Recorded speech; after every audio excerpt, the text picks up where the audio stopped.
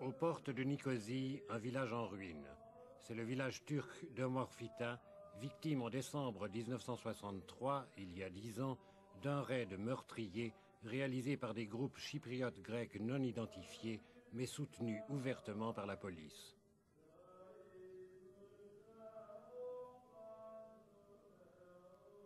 Dix ans après, les traces des balles de fusil et de mitrailleuses sont encore visibles sur les façades.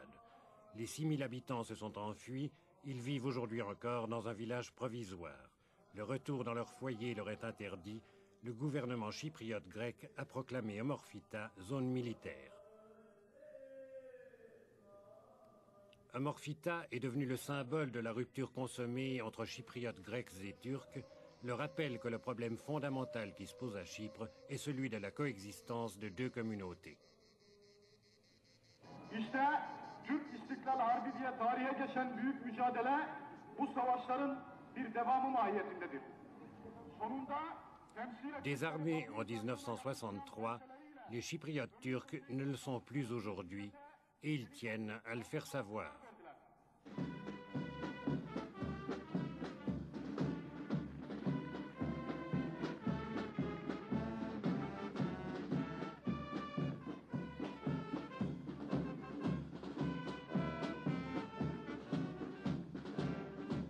Prenant prétexte de l'anniversaire d'une ancienne victoire de la Turquie sur la Grèce, ils organisent un impressionnant défilé militaire dans le quartier turc de Nicosie.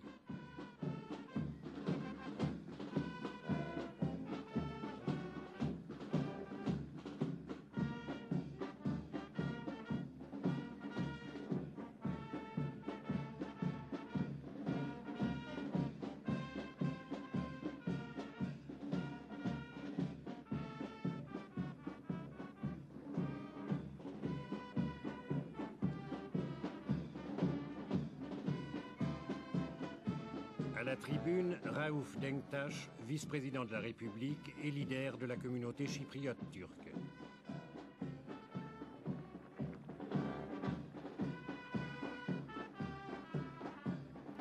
En tête du cortège, des unités du contingent de l'armée turque stationnées dans l'île sur la base du traité garantissant l'indépendance du pays.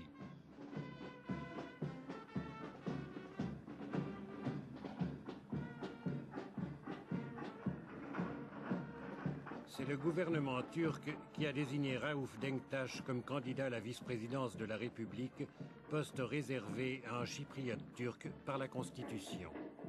C'est aussi le gouvernement turc qui a rendu possible, par son aide massive de 10 millions de livres sterling par an, la création d'une milice chypriote turque dont l'apparition est saluée avec émotion et fierté par la foule.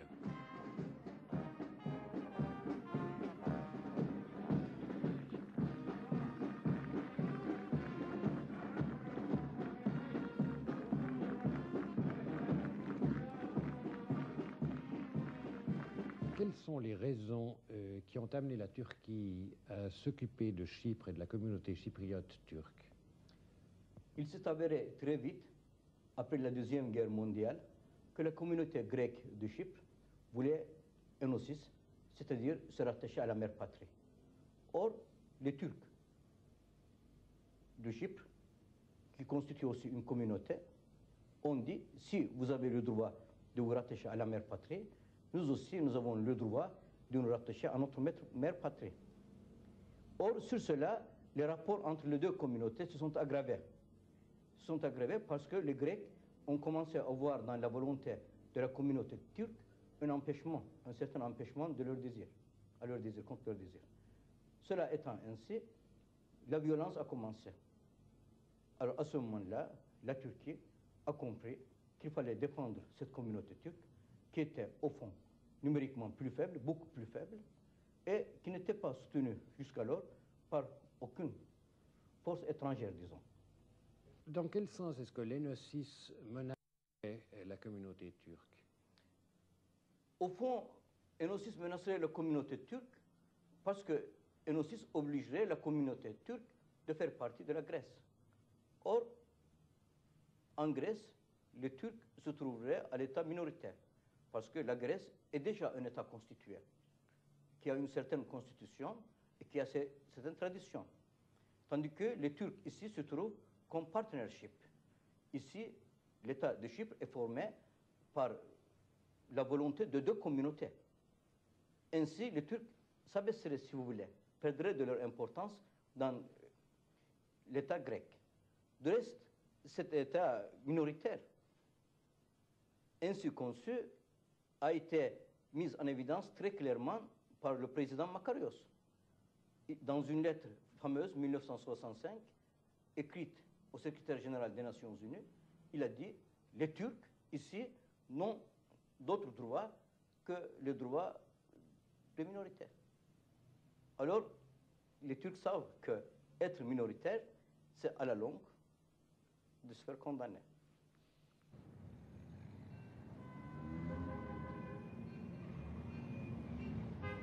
Nicosie, c'est la capitale de l'État. Nicosie, c'est aussi deux villes en une seule. Pour les Chypriotes grecs, c'est une ville moderne, occidentalisée, en pleine expansion. Ou plutôt une demi-ville, puisque l'entrée dans la ville turque leur est strictement interdite.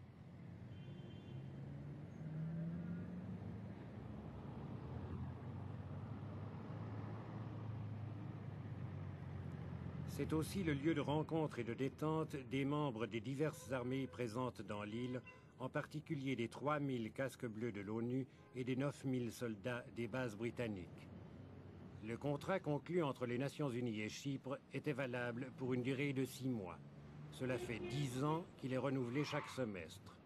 10 ans que tous les 6 mois, de nouveaux contingents provenant du monde entier débarquent dans l'île et occupent les dizaines de postes répartis dans l'ensemble du territoire.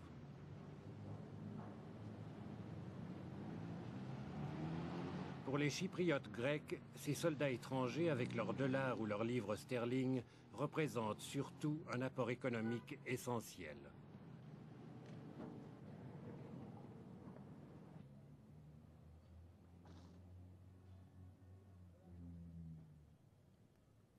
L'autre Nicosie, c'est la ville turque. Entre les deux, les casques bleus de l'ONU, le long de la célèbre ligne verte.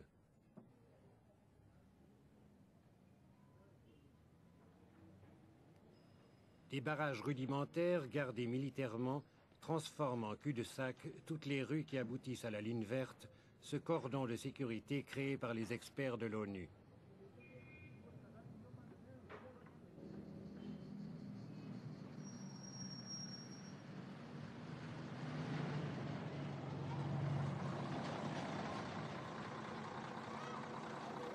Si les Chypriotes grecs ne peuvent en aucun cas pénétrer dans la ville turque, les Chypriotes turcs, par contre, ont libre accès à la ville grecque. Des postes de contrôle gardés à la fois par la police et la milice chypriote turque assurent l'application de cette discrimination considérée comme une arme politique par la communauté minoritaire. Les habitués passent tout droit, les touristes et les suspects doivent prouver leur identité.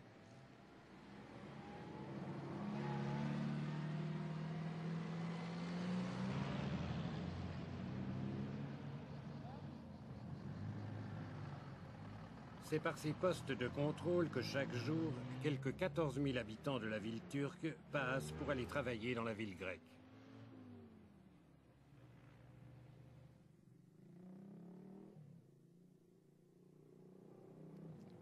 Chypre est faite de ces contradictions.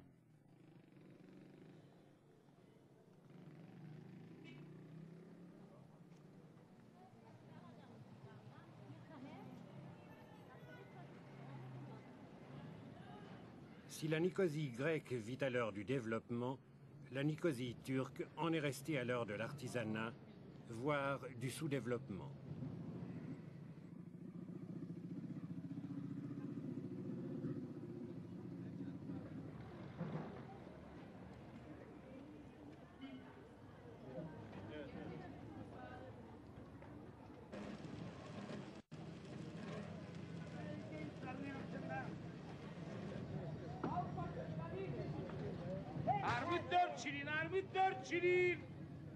Deux mondes se côtoient, différents et hostiles. Pourtant, depuis 5 ans, des négociations sont en cours et le dialogue se poursuit, même si le climat est loin d'être à la confiance réciproque. Pensez-vous que la communauté turque est prête aujourd'hui à accepter une solution de compromis? Je pense que les deux communautés sont prêtes aujourd'hui à accepter un compromis.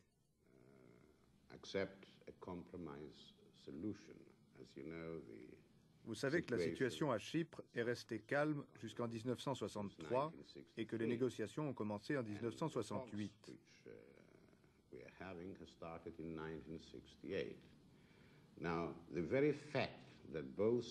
Le fait que, malgré les difficultés, les deux partenaires continuent depuis 1968 à discuter en réalisant de timides progrès, en consolidant les progrès réalisés, est un bon signe, prouvant que les deux communautés sont désireuses de trouver une solution pacifique à travers le dialogue.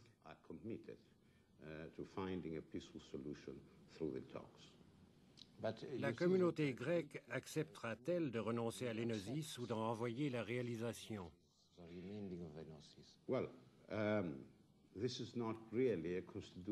Ce n'est pas un problème constitutionnel, c'est un problème de sentiment, d'aspiration. Je ne crois pas que la majorité des Grecs, dès que l'accord sera signé, déclarera renoncer à l'Enosis ou à ses aspirations nationales.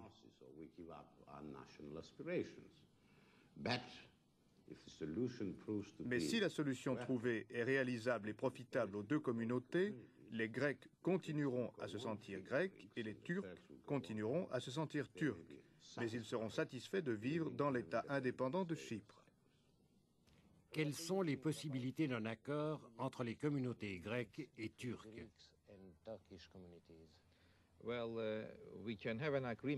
Nous pouvons aboutir très rapidement à un accord si la communauté grecque cesse de penser Enosis, à l'union avec la Grèce, si elle renonce à œuvrer dans ce but. Jusqu'ici, elle n'y a pas renoncé, rendant toute solution impossible. En ce moment, les deux experts discutent de nos difficultés. Ce sont des experts juridiques de Grèce et de Turquie. Je ne peux pas encore dire s'ils trouveront une formule commune acceptable pour les deux communautés. Je l'ignore.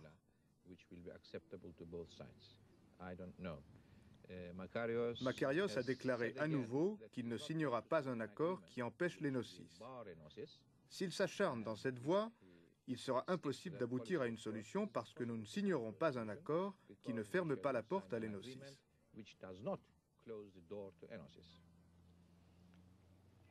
Est-ce que la communauté grecque est prête aujourd'hui à accepter une solution de compromis?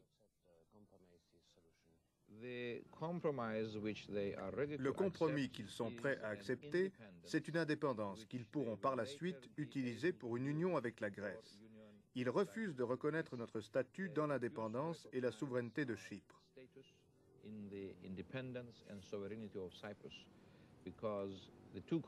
Or, ce sont les deux communautés qui ont créé l'indépendance et la souveraineté de Chypre, et non pas seulement la communauté grecque. Mais ils refusent de l'admettre. Ils considèrent qu'ils peuvent utiliser la voie de l'indépendance pour unir Chypre à la Grèce. Tant que ces positions seront maintenues, je ne suis pas très optimiste pour l'avenir. Mais ils peuvent changer.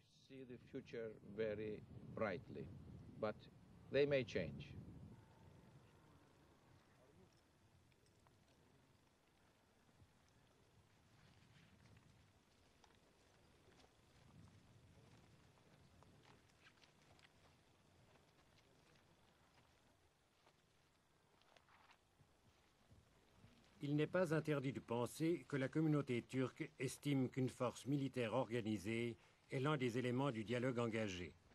Dans des camps d'entraînement, tous les Chypriotes turcs de 20 à 50 ans sont astreints à un service de milice de 2 ans, même s'ils vivent hors des zones chypriotes turques.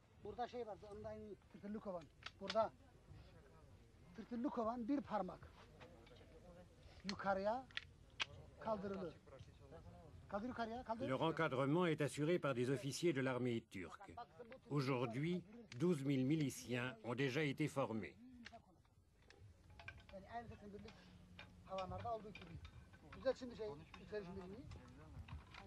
Volonté de protection contre le retour des violences de 1963, certainement.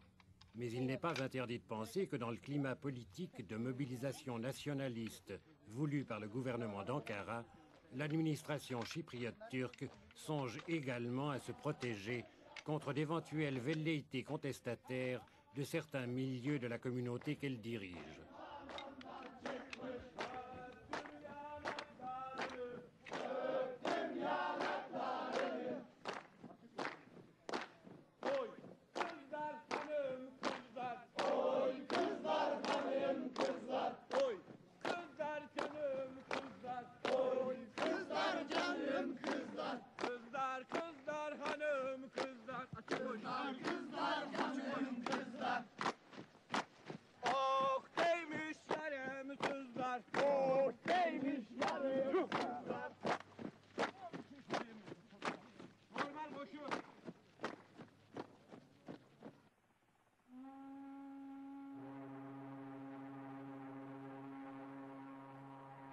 Vouloir demain une république réellement indépendante exige une économie viable sans apport extérieur. Le gouvernement Makarios a pris dans ce sens des mesures concrètes. D'une part, la réalisation d'un grand port moderne à Famagoust, facilitant une politique d'exportation des produits agricoles excédentaires. D'autre part, le développement d'une industrie du tourisme garantissant l'apport massif de devises. Les deux initiatives ont les mêmes caractéristiques. Elles sont basées sur l'initiative privée. L'Église, par exemple, investit massivement dans l'hôtellerie et elles sont pratiquement réservées au sol chypriote grec. Pour la communauté turque, c'est la discrimination économique qui vient s'ajouter à la discrimination politique.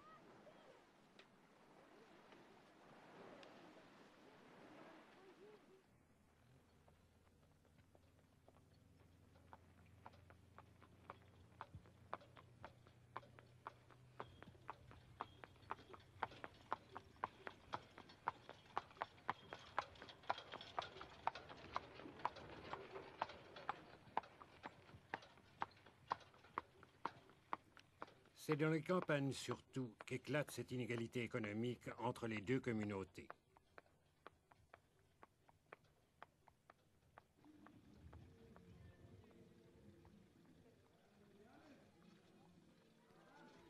Un village chypriote turc, c'est d'abord un village interdit aux chypriotes grecs et par conséquent gardé militairement.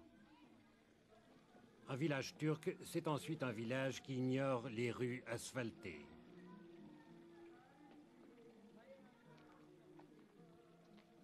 C'est souvent un village sans électricité, c'est enfin un village où le problème de l'eau pèse sur toute la vie quotidienne.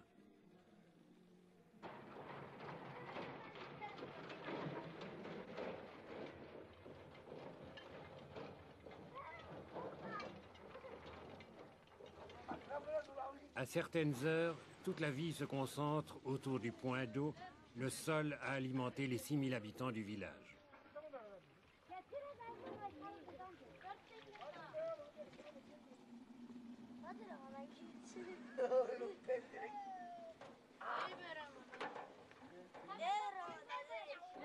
Au-delà de leur aspect folklorique, la variété des moyens utilisés témoigne de la précarité du niveau de vie.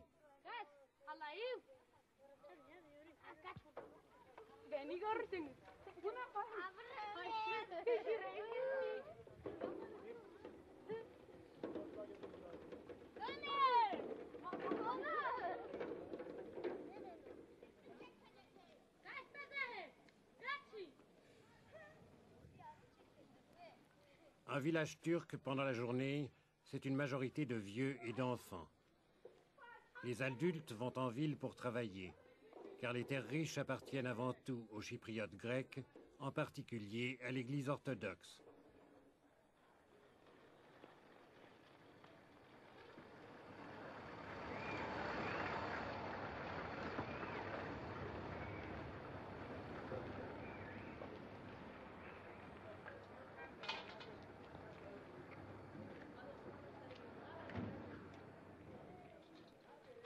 Travailler en ville, c'est quitter le village à l'aube pour y revenir en fin d'après-midi.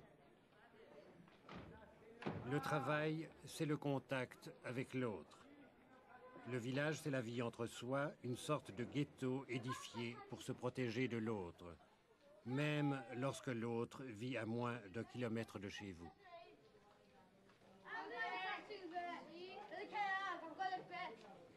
For the 1963 emergency, we have Avant, nous avions tout de même quelques contacts avec le village grec voisin. Mais après 1963, quand ils nous ont attaqués, tout a changé. Maintenant, on essaye, petit à petit. Everything changed.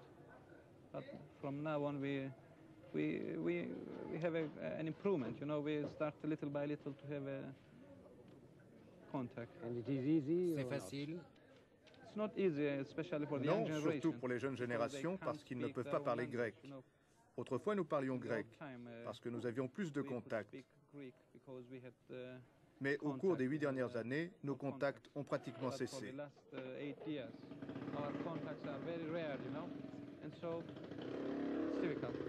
Vous-même, vous vous sentez d'abord turc ou d'abord chypriote? Je suis né turc, d'une mère turque et d'un père turc. Je me sens turc. Je ne me sens pas, je suis turc. Les sentiments n'ont rien à voir. À l'avenir, sera-t-il possible de vivre en paix? Cela dépend des autres. S'ils insistent pour l'union avec la Grèce, nous ne pouvons pas leur faire confiance, parce que nous avons fait trop d'expériences qui ont détruit la confiance.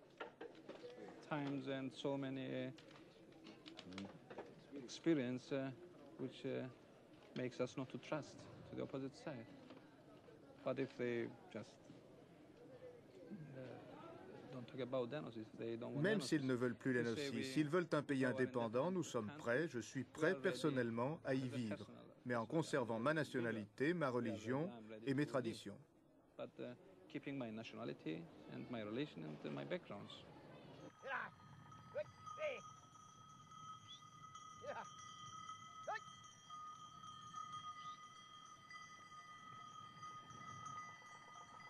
Depuis 5 ans, le dialogue est engagé. Désormais, chacun sait qu'en dehors de la coexistence des deux communautés, il n'y aura pas d'indépendance réelle.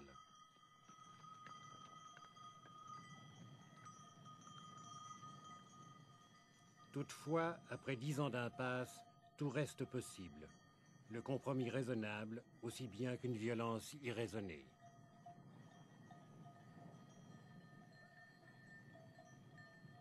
Police.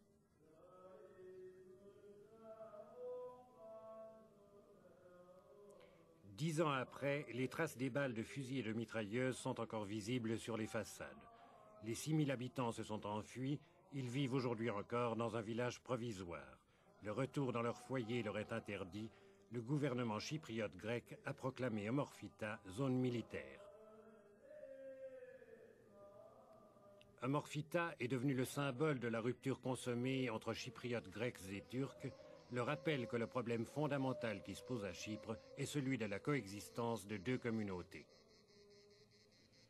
İşte Türk İstiklal Harbi diye tarihe geçen büyük mücadele bu savaşların bir devamı mahiyetindedir. Sonunda Désarmés en 1963, les Chypriotes turcs ne le sont plus aujourd'hui et ils tiennent à le faire savoir.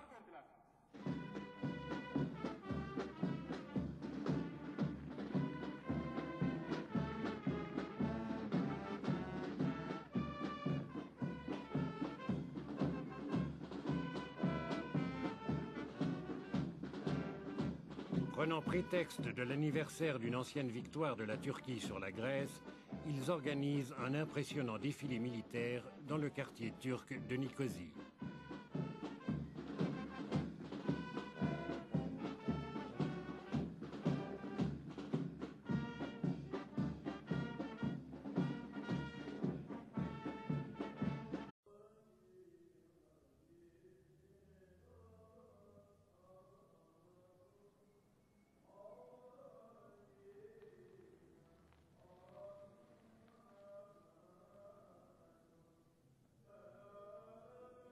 Aux portes de Nicosie, un village en ruine.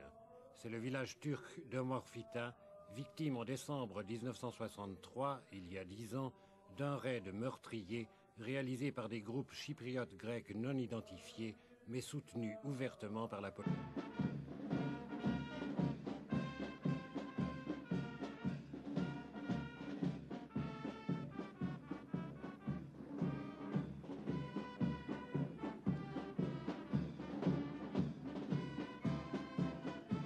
À la tribune, Raouf Denktaş, vice-président de la République et leader de la communauté chypriote turque.